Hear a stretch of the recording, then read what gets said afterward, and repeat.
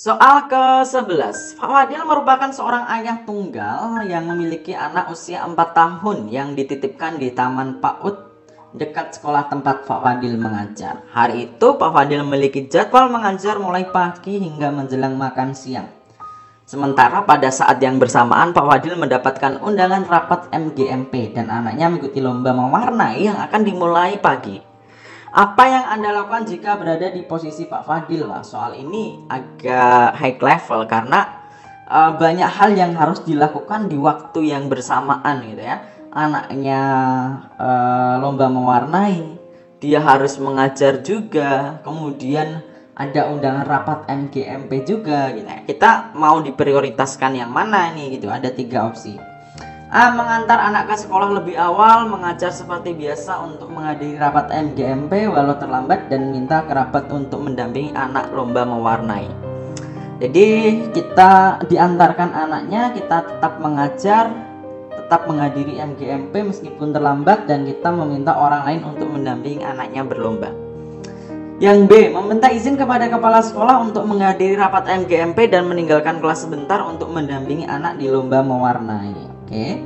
Yang C. Menyusun jadwal pengganti dengan sesama guru untuk mengajar di kelas sehingga bisa fokus mendampingi anaknya di lomba mewarnai dan menghadiri rapat MGMP. D. Mengatur jadwal mengajar dengan sesama guru agar bisa menghadiri lomba mewarnai anaknya sebentar, kemudian kembali mengajar dan menghadiri rapat MGMP. E. Meminta izin kepada kepala sekolah untuk tidak mengikuti rapat MGMP dan harus mengajar serta mendampingi anaknya di lomba mewarnai. Oke, yang perlu kita jadikan perhatian adalah semua hal ini harus terfasilitasi, mulai dari mengajar, ikut rapat MGMP, dan mendampingi anak, karena di sini jelas Pak Fadil ini orang tua tunggal, anaknya masih 4 tahun. Mungkin daripada dialihkan atau didampingi orang lain gitu ya, jadi nggak bisa. Jadi kita harus fokus. Kalau kita mau mengajar, udah fokus mengajar. Kalau kita mau dampingi anak, ya udah fokus mendampingi anak. Ya, kita lihat yang jelas salah yang mana. Menurut saya A ini salah karena di sini ada pendampingan anaknya diserahkan ke orang lain. Padahal anaknya di sini masih 4 tahun ya. Nah, kemudian juga ada menghadiri rapat EGMP walau terlambat. Jadi di sini kayak aku ikut walaupun terlambat, gitu nggak apa-apa. Jadi kayak ada diksi negatifnya di sini, terlambat. Ini harusnya nggak usah dipilih. B. Meminta izin kepada sekolah untuk menghadiri rapat MGMP dan meninggalkan kelas sebentar. Jadi kayak masuk kelas sebentar, kemudian kita pergi mendampingi anak lomba dan menghadiri rapat MGMP. Ini juga menjadi hal mengesampingkan kelas gitu ya. Artinya kita masuk sebentar saja kemudian keluar gitu. Jadi pembelajaran yang kita lakukan nggak fokus atau nggak sampai selesai. Gitu. Ya, ini juga nggak bisa dipilih. Menyusun jadwal pengganti dengan sesama guru untuk mengajar di kelas sehingga bisa fokus mendampingi anaknya di lomba mewarnai dan menghadiri rapat MGMP. Oke, C ini jawabannya bagus. Pertama, di sini kita ganti jadwal. Jadi mengajarnya kan nggak mungkin ya kita laksanakan 3 hal ini dalam satu waktu gitu ya. Bisa diganti jadwalnya di sini ya, diganti jadwal mengajarnya di hari esok mungkin atau lusa. Kemudian ia tetap ingin fokus mendampingi anaknya yang berlomba dan juga menghadiri rapat MGMP. Jadi nggak ada hal yang ditinggalkan, nggak ada hal yang dikorbankan. Misalkan tadi masuk walaupun sebentar, hadir walaupun terlambat. Itu kan kayak kita, kalau kita mau fokus mengajar, udah kita fokus mengajar. Kalau kita mau dampingi anak, udah kita fokus dampingi anak gitu.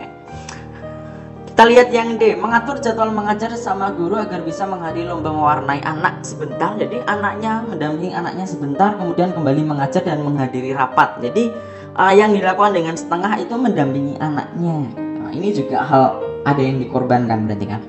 E. Meminta izin kepada kepala sekolah untuk mengikuti rapat MGMP dan fokus mengajar serta mendampingi anaknya di lomba mewarnai. Jadi di sini nggak ikut MGMP agar dia fokus mengajar dan mendampingi anaknya. Jadi opsi ini jelas, harusnya jawabannya adalah yang C ini. Pertama, jadwalnya dialihkan ke lain waktu, kemudian kita fokus mendampingi anak dan ikut menghadiri rapat MGMP. Kalau mau hadir ya udah hadir, kalau mau fokus mendampingi, kemudian yang bisa dialihkan apa? Oh, di sini yang C yang dialihkan adalah mengajar. Sekali lagi, ketika kita masuk sebentar kasih tugas kemudian kita tinggalkan, itu bukan hal yang menurut pandangan saya menjadi sebuah opsi dalam konteks pembelajaran ini ya, dalam konteks soal ya.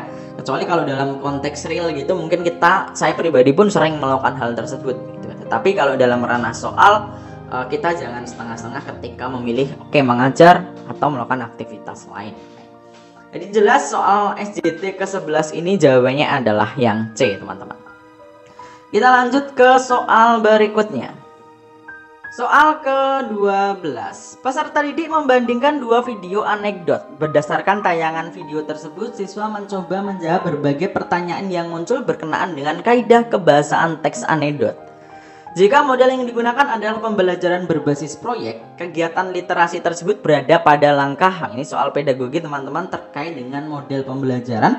Dan ini yang ditanyakan adalah sintak pembelajaran berbasis proyek atau PJBL. A. Menyiapkan penugasan proyek, mendesain perencanaan proyek, menyusun jadwal proyek, memonitor perkembangan proyek, mengevaluasi kegiatan atau pengalaman. Sebelum saya bahas, saya masukkan ini sintak model pembelajaran PJBL ya, Project Based Learning. Itu ada 6 tahapan, teman-teman. Yang pertama, menyiapkan pertanyaan atau ada penyampaian informasi penugasan proyek. Proyek apa nih yang harus dilakukan oleh peserta didik gitu ya. Yang kedua, mendesain rencana untuk proyek. Jadi peserta didik mereka menyusun proyek apa nih ya yang akan kita buat, produk apa yang akan kita buat untuk tugas ini. Yang ketiga, menyusun jadwal pelaksanaan mulai dari pencarian data, kemudian pelaksanaan produksi proyek, produksi produknya atau produksi membuat bahan tayangnya dan sebagainya. Itu di sini dijadwal. Oh, nanti monitoringnya seperti apa, jadwal beberapa di pertemuan atau berapa kali kita mencari produk, pada persiapan, tahapan persiapan, kemudian sampai pada tahapan evaluasi.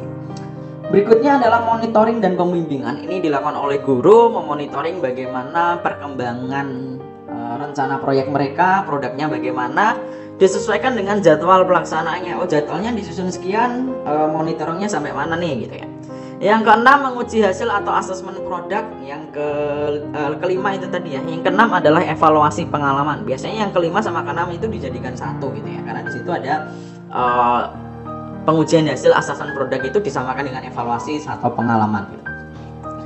Pertanyaannya di sini adalah kegiatan literasi.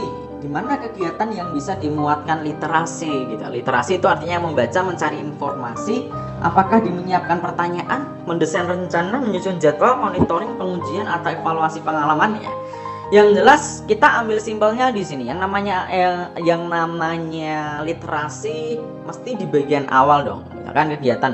Mungkin Bapak Ibu guru bahasa Indonesia juga sering ya melakukan pembelajaran diawali dengan literasi dulu, membaca dulu. Itu juga bisa dijadikan referensi dalam pelaksanaan pembelajaran. Literasi berarti di awal. Di awal berarti paling tidak di bagian menyiapkan pertanyaan, mendesain rencana atau menyusun jadwal. Nah, di sini harusnya jawabannya jelas kalau ini adalah mendesain rencana proyek. Karena seorang peserta didik di kelompoknya ingin tahu, oh, rancangan proyek seperti apa yang akan saya susun ya, produk seperti apa ya sampelnya yang akan saya produksi. Di ini teks apa nih, teks anekdot ini ya, mencari informasi tentang teks anekdot seperti apa, kemudian bagaimana cara membuatnya, apa yang harus saya siapkan, itu di bagian mendesain rencana untuk proyek. Jadi tepat banget kalau literasinya itu di bagian yang B ini. Mungkin di mapel-mapel lain pun akan muncul banget nih soal yang berkaitan dengan model pembelajaran, khususnya ada PJBL, PBL, inquiry, kemudian ada pembelajaran berdiferensiasi gitu. Teman-teman bisa dikuatkan di sintak-sintaknya seperti apa.